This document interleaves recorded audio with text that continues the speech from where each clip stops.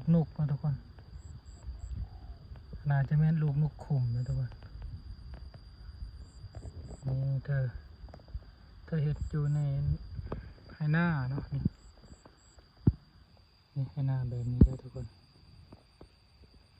แต่คอยเห็นตั้งแต่คอยท้ายหน้าดำหน้านะคอยเอาอันนี้มาปกนะเธอคอยเอาอันนี้มาปกไว้นะมาให้ฝนห้ำนี่เห็นบ่ใหญ่ไว้เด้อคอยบริเฮ็ดยังมันนะทุกคนให้แม่มันหาได้มาให้กินคอยเห็นที่แหลกยังแดงๆอยู่เดี๋ยวนี้เริ่มใหญ่นะทุกคนเริ่มใหญ่แล้วเริ่มเห็นบ่เริ่มใหญ่เริ่มมีนั่นนี่แหละเด้เดี๋ยวแม่น่าจะหาเนี่ยมาให้กินนะทุกคนจังได้ใหญ่ไวปานนี่ดำน้ำว่าท่านแล้วสิเห็นมันใหญ่เลยเนาะ